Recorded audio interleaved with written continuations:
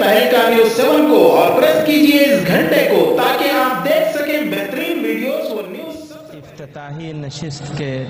कलीदी खिताब के लिए मैं अम्मे मुहतरम हज़रत मौलाना सैयद अरशद मदनी साहब सदर जमीयत उलमा हिंद को दावत देता हूँ कि वो तशरीफ़ लाएँ और इस मजमे से खिताब फरमाएँ। ज़रा नारा लगा दें, नारे तकबीर। जमीयत उलमा हिंद हज़रत मौलाना अरशद मदनी। बिस्मिल्लाहिर्रहमानिर्रहीम। अल्हम्दुलिल्लाहि नहमदुहु व नस्तईनुहु व नस्तगफिरुहु व नुमिनु बिही व नतवक्कलु अलैहि व नऊज़ु बिल्लाहि मिन शुरूरि अनफुसिना व मिन सय्यिआति अमालिना। मन यहदिहिल्लाहु फला मुदिल्ल लहु व मन युद्लिलहु फला हादिय लहु। ونشهد أن لا إله إلا الله وحده لا شريك له ونشهد أن سيدنا ومولانا محمدا عبده ورسوله. أما بعد، صدر محترم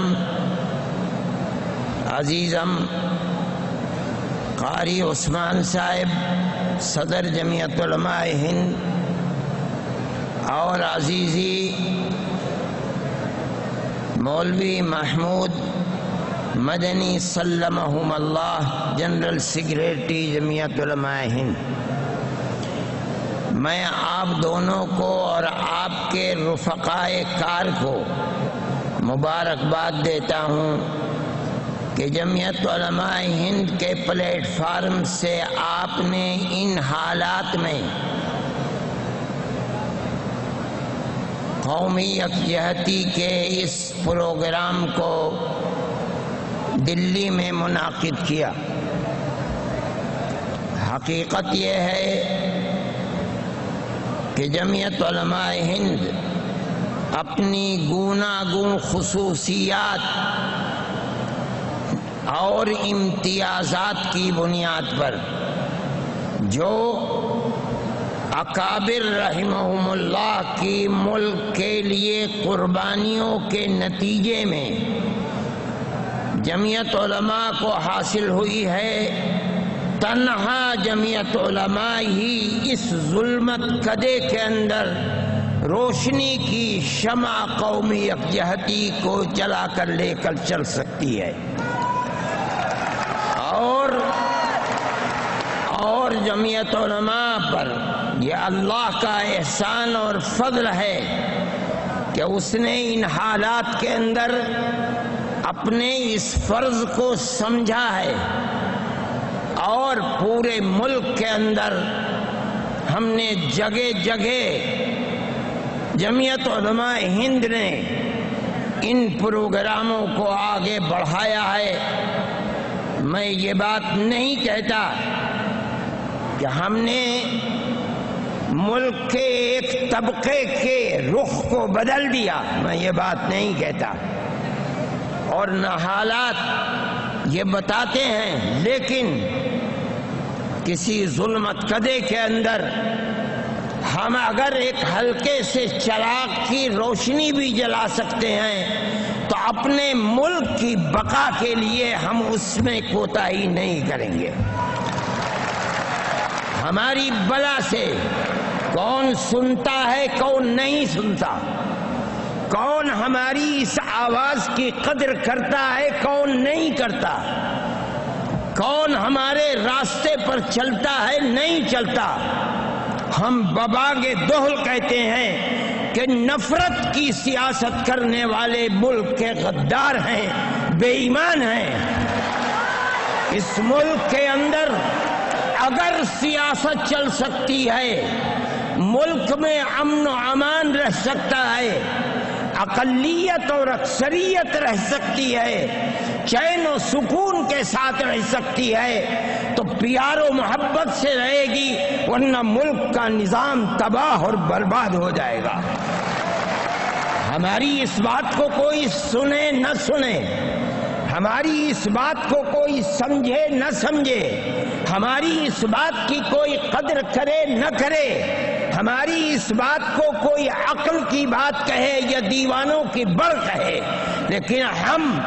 اپنے اس موقف پر اتنے مضبوط ہیں کہ ہمالیہ پہاڑ ٹل سکتا ہے، ہمارا موقف نہیں بدل سکتا۔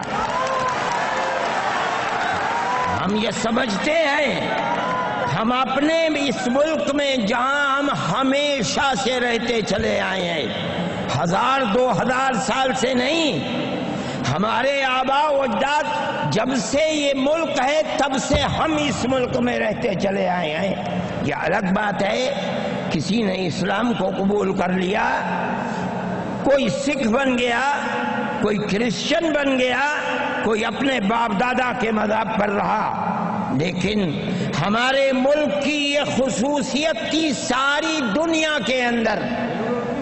کہ گاؤں در گاؤں، شہر در شہر، ہر جگہ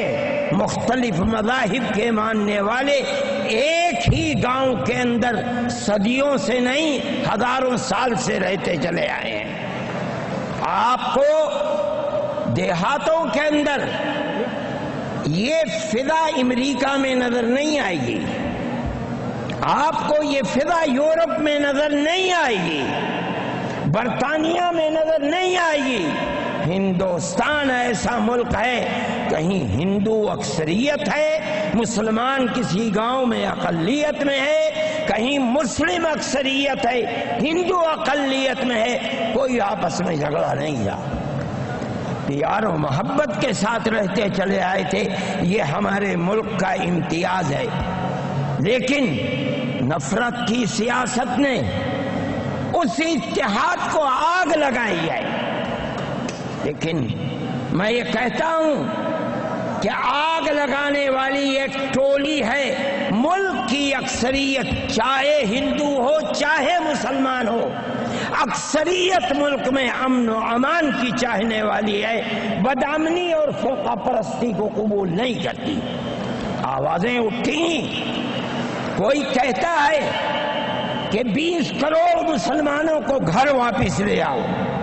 کوئی کہتا ہے 5 کروڑ کرسچنوں کو گھر واپس لے آؤ،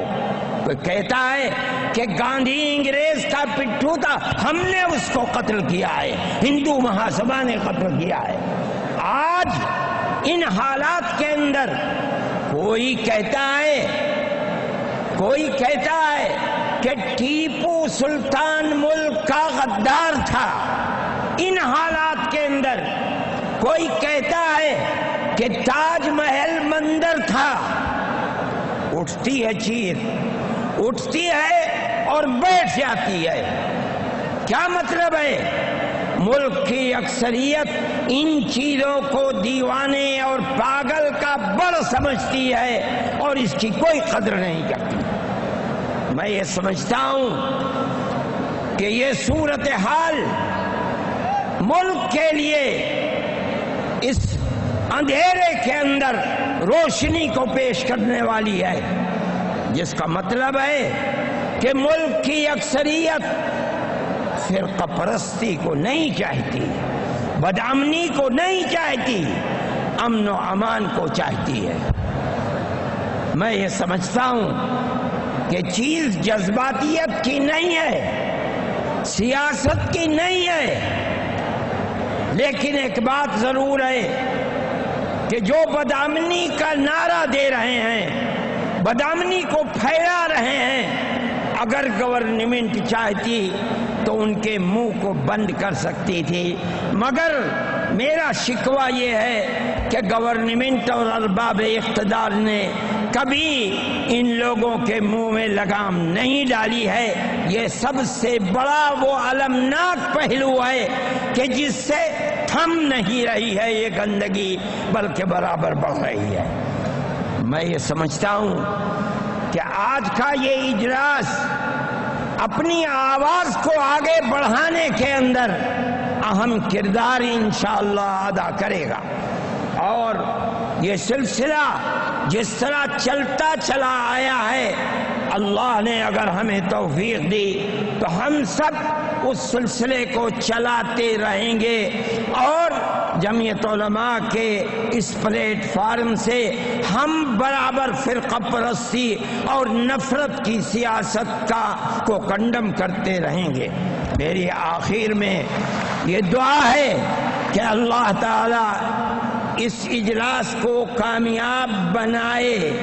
اور جو اس اجلاس کے قائم کرنے والے حضرات ہیں، میں دعا کرتا ہوں کہ اللہ ان کی ان کوششوں کو برآور فرمائے، اور جو لوگ شریک ہیں اللہ تعالی ان کو بھی کامیابی عطا فرمائے۔ وآخر دعوانا